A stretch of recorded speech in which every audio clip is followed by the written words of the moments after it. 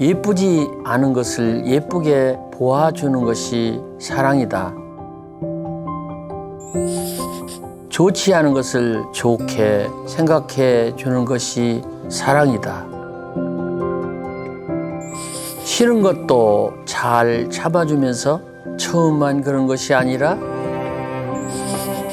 나중까지, 아주 나중까지 그렇게 하는 것이 사랑이다.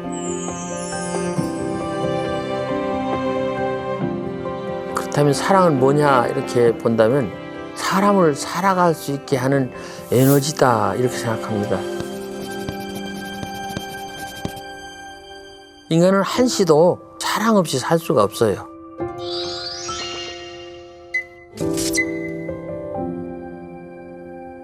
안녕하세요.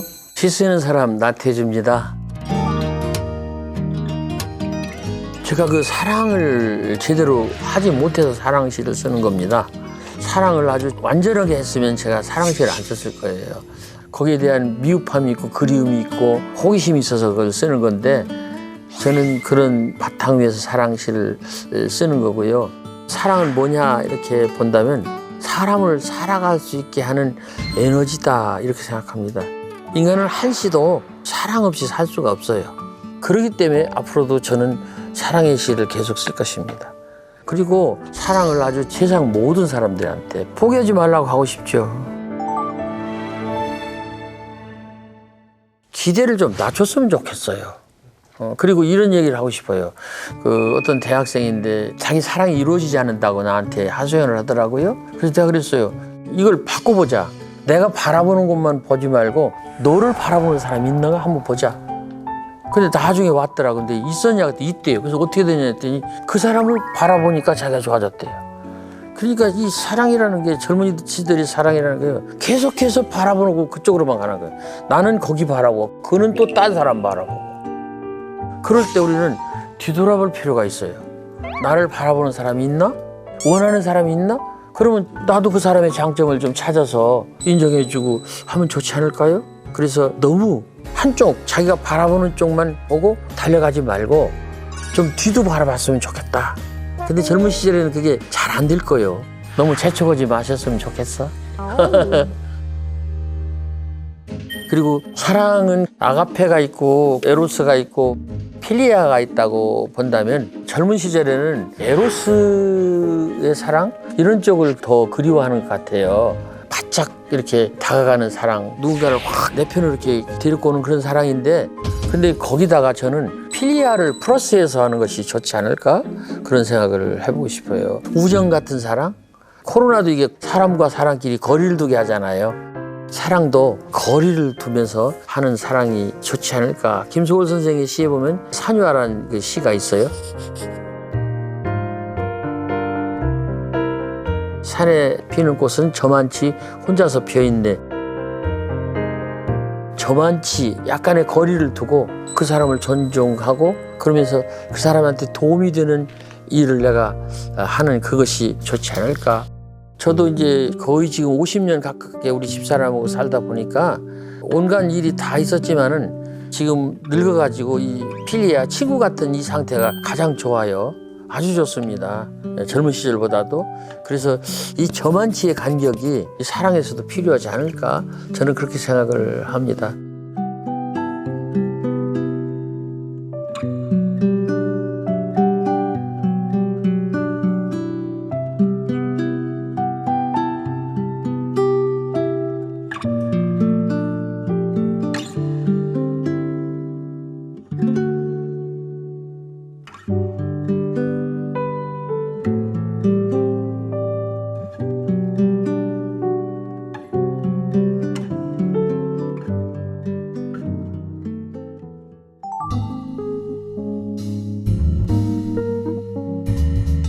모자라니까 내 시를 사랑하는 것 같아요.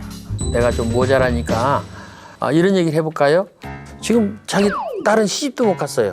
근데 옆에 있는 친구가 핸드폰 가갖고 동영상 틀어주면서 이게 우리 손자예요. 그러면요 벌금 내야 돼. 에? 손자 자랑을 입으로만 만 원 내야 되고 동영상까지 내면 2만 원 내야 돼. 남 생각 좀 하자고요. 지금 다른 사람 힘들어 죽겠는데 거기다 대고 무슨 불난 집에 부채질해? 말도 안 되는 소리예요. 그래서 저희 시는요, 낮고 모자라고 좀 부족하고, 그리고 이제 사람들이 어떤 마음이 수위하고 어느 정도 맞으니까 그렇게 되지 않을까. 이 수위라는 게 중요해요. 우리 높이가 맞아야 이렇게 서로 소통이 되는 거지, 이렇게 높으면 이 낙차가 생겨서 폭포가 돼요. 그러니까 이렇게 낮추는 거예요. 그래서 시인들이 자꾸 낮춰야 돼요. 낮추는 것이 높아지는 것을 우리가 알아야 됩니다.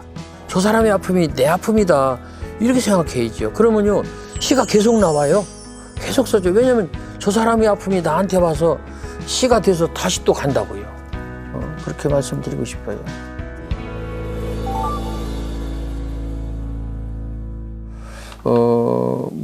내가 너를, 이런 시가 있어요. 내가 너를 얼마나 좋아하는지 너는 몰라도 된다. 너를 좋아하는 마음은 오로지 나의 것이요, 나의 그리움은 나 혼자만의 것으로도 차고 넘치니까. 나는 이제 너 없이도 너를 좋아할 수 있다. 근데 그 시는 30대 때 제가 중반에 쓴 막동리 소묘라고 하는, 이름도 사람들이 기억하지 못하는 시집 속에 4줄짜리 시로 들어있던 시입니다. 근데 어느 날 보니까 그 시가 돌아다니더라고요, 인터넷에. 근데 4줄을 3개 연으로 해서 인터넷에 올려가지고 사람들이 서로 이렇게 왔다 갔다 하더라고요. 이게 내 시 같긴 한데 이게 왜 이렇게 생겼지? 그리고 제목도 막동리 소묘, 그게 몇 번인가 이렇게 번호가 붙어 있는데, 제목도 내가 너를 이렇게 했어요. 야, 이거 제목도 내가 안 붙였는데? 근데 이게 독자들이 내 시 중에 풀꽃 다음으로 아주 많이 좋아하는 시입니다. 그러면 이게 내 혼자 쓴 시가 아니에요. 내 시를 독자들이 고쳐서 다시 쓴 거예요. 이게 중요한 겁니다. 본래 시가 독자들한테 있었던 거예요. 시가 본래 어디 있었느냐면 세상에 널려 있었던 거예요. 내 마음속에 그냥 있었던 거예요. 그걸 찾아내는 거예요. 예를 들어볼까요? 벌꿀이라는 말이 있어요. 그런데 이 벌꿀이 본래 벌한테 있었던 게 아니에요. 그 꿀은 어디 있었냐면 꽃한테 있었던 거예요.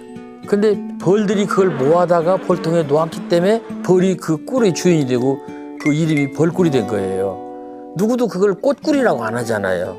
마찬가지입니다. 시는 이 세상 모든 사람 마음속에 꿀처럼 있었던 겁니다. 아주 조금씩 있었던 거예요. 그거를 시인이 모아다가 꿀통에다가 모아서 시집 속에 넣은 거예요.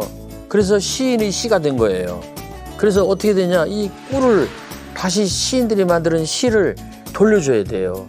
그럴 때 이 시가 잘 살아남는 것이고 생명을 얻는 것이 아니냐, 이렇게 말씀을 드리고 싶어요.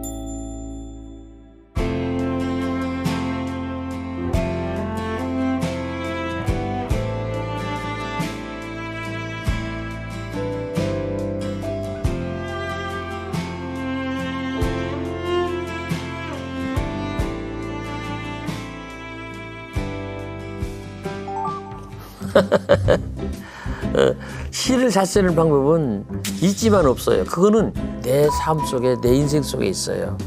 그래서 자기 삶을 잘 관찰하고, 자기 삶을 잘 들여다보고, 자기 삶을 열심히 살고, 자기 삶을 사랑하고, 이것부터 먼저 시작하는 게 좋지 않을까? 그리고 두 번째, 시는 산문하고 다르다는 것을 알아야 되지 않을까?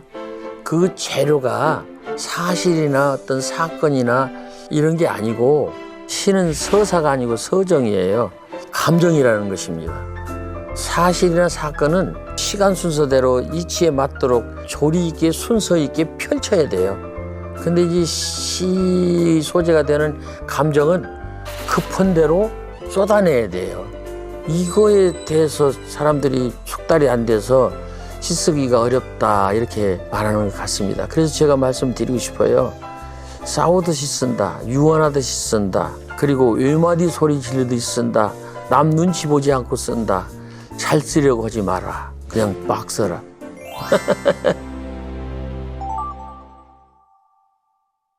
그거는 나도 모르겠어요. 나는 지금 시다운 시를 쓰지 못했어요. 이게 중요한 겁니다. 박목월 선생님도 여쭤봤어요. 선생님 시의 대표작이 나그네지요? 그러면 그분은 대가가 됐을 때도 그렇게 말씀하셨다고요. 나의 대표작 오늘 저녁에 쓸 기다. 시는 작정 없이 써지는 글이에요. 내 의지대로 써지는 게 시 아니고 시가 나를 쓰게 합니다. 내 마음속에 들어있는 감성이나 영혼이나 저 밑에 있는 망각된 어떤 기억력이 되살아나서 나를 쓰게 하는 겁니다. 그게 주도권이 누구한테 있느냐? 나한테 있는 게 아니에요. 시한테 있는 거예요. 그래서 가능하면 시가 나한테 와주기를 기다리고 준비할 것입니다.